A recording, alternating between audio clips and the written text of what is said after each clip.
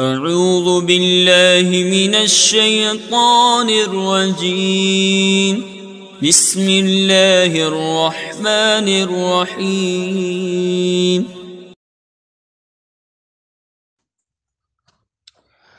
بسم اللہ الرحمن الرحیم۔ صیغوں کی پہچان کیسے ہو؟ آئیے جانتے ہیں آج کی اس ویڈیو میں کہ ابتدا سے لے کر انتہا تک صیغہ معلل ہو یا غیر معلل ہو، اس کی پہچان کیسے حاصل ہو۔ فن صرف کو پڑھنے کا مقصد یہ ہوتا ہے کہ ہمیں صیغے کی پہچان حاصل ہو جائے کہ یہ صیغہ معلل ہے، غیر معلل ہے، یہ صیغہ کون سا ہے۔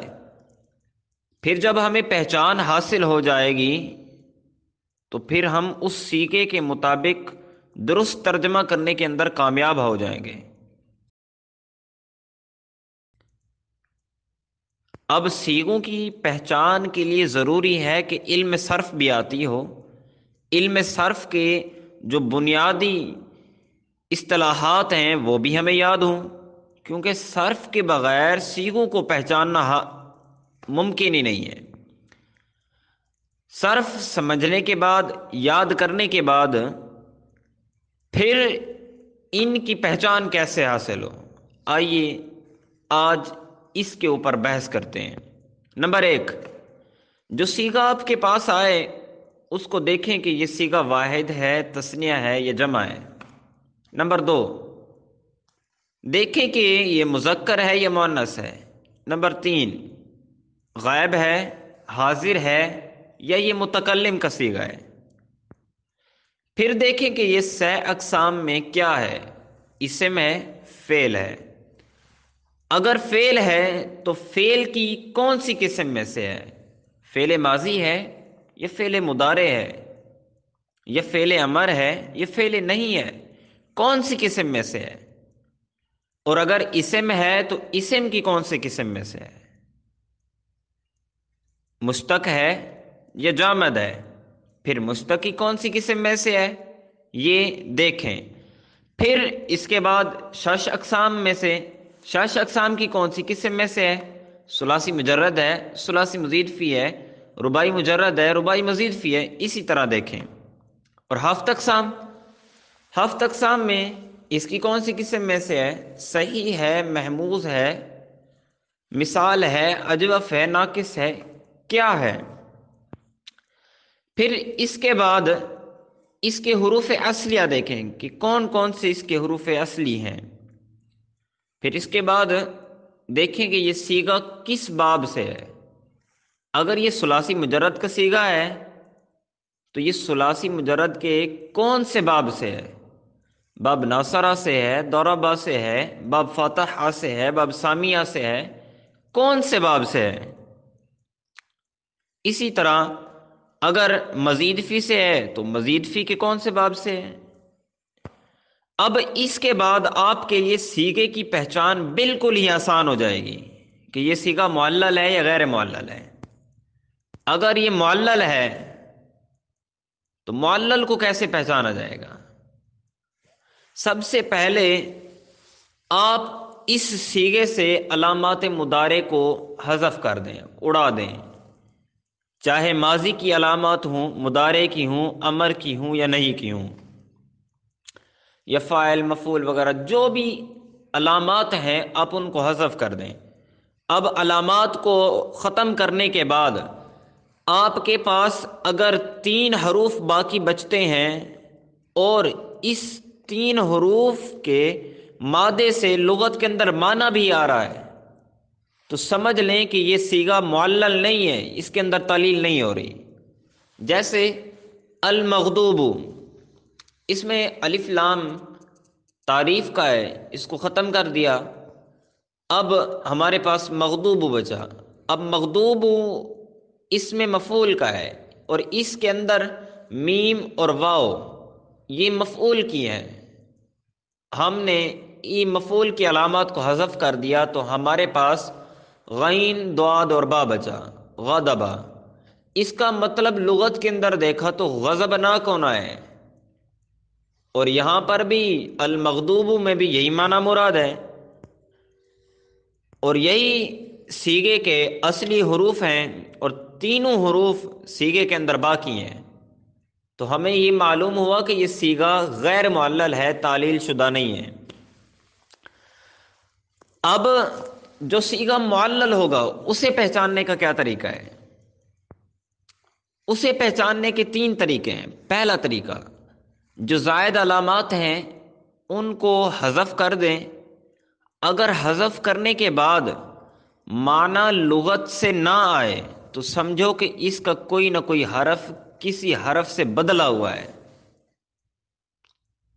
جس کی وجہ سے اس کے اندر تعلیل ہو رہی ہے۔ جیسے قال ہے، اگر لغت سے اس کا معنی قاف الف لام سے معنی دیکھیں تو معنی نہیں آئے گا، تو اب آپ الف کی جگہ دوسرے حروف علت واو کو رکھیں، پھر معنی دیکھیں، یا کو رکھ کے پھر معنی دیکھیں۔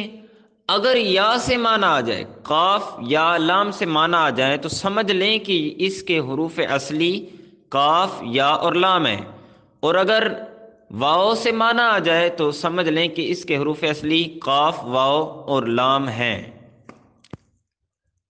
اب دوسرا طریقہ، جو زائد علامات ہیں ان کو حذف کرنے کے بعد اگر تین حروف سے کم باقی بچے تو سمجھو کہ اس کے اندر کوئی نہ کوئی حروف حذف ہے، اس لیے کہ جو سیغہ ہوتا ہے وہ تین حروف سے کم نہیں ہوتا۔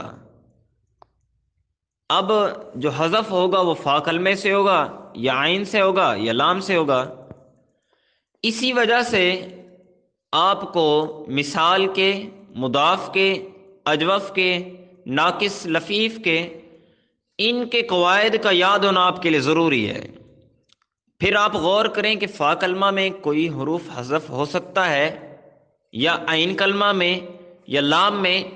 اگر فا میں حروف کو مانے تو کیا مثال واوی کا، مثال یائی کا، مثال الفا کا کوئی ایسا کوئی قاعدہ ہے جس میں فا کلمہ حذف ہوتا ہو؟ اگر ہے تو فا کلمہ کو اس کی صورت بنا دیں گے، اگر نہیں ہے تو کسی اور وزن پہ لے جائیں، پھر لغت سے معنی دیکھیں، اسی طرح سے عین کلمہ لام کلمے میں رکھ کے دیکھیں۔ جیسے تدعو ہے، علامت مضارع حذف کرنے کے بعد یہ دعو بچتا ہے، اور دو حروف والا تو کوئی سیغہ نہیں ہوتا۔ سمجھ آ گئی کہ اس میں ایک حرف حذف ہے۔ اب فا کلمہ میں واو کو یا کو رکھ کر لغت میں معنی دیکھو کہ اس کا معنی کیا آ رہا ہے۔ جس سے معنی آ جائے اس کے ساتھ اس کی شکل بنا دیں گے۔ اب اس کا معنی واو کے ساتھ آ رہا تھا تو واو کے ساتھ رکھ کر اس کی شکل بنا دی تو یہ تودعو بن گیا۔ اب واو علامت مضارع فتحہ اور علامت مضارع کے درمیان آئی تو یہ ایک ایسا کلمہ ہے جس کے لام کلمہ میں حروف حلقی بھی ہے، اور واو کو حذف کر دیں گے تو یہ تدعو بن جائے گا۔ اب تیسرا طریقہ معلل صیغے کو پہچاننے کا، جو اس کے اندر زائد علامات ہیں ان کو حذف کرنے کے بعد بھی اگر تین حروف باقی رہتے ہیں پھر بھی وہ صیغہ معلل ہوتا ہے، وہ اس طرح سے کہ اس صیغے کا کوئی وزن صحیح نہیں بن رہا ہوتا، تو آپ سمجھ جائیں کہ اس میں حرکات میں تبدیلی ہو رہی ہے۔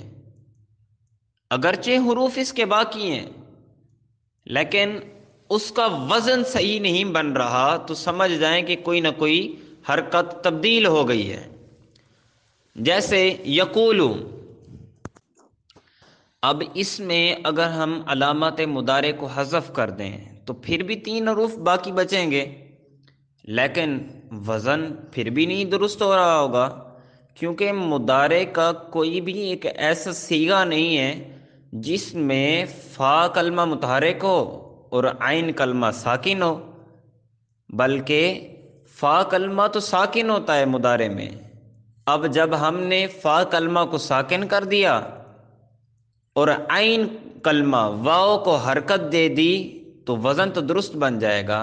تو یکولو سے یکولو سے یکولو بن جائے گا، تو یہ ینصرو کے وزن پر آ جائے گا۔ تو ہماری یہ تعلیل اس طرح درست ہو جائے گی، اور یہ طریقہ تقریباً تکرار اس طرح کرتے رہیں گے، غور و فکر کریں گے، وقت لگے گا، لیکن انشاءاللہ عز و جل چند دنوں کے بعد آپ یہ محسوس کریں گے کہ میرے اندر تبدیلی آ رہی ہے۔ کوئی صیغہ مشکل نہیں لگ رہا، جتنی زیادہ آپ مشقت کریں گے، تکرار کریں گے، اسی قدر ہی آپ کی صرف بہتر سے بہتر ہوتی رہے گی۔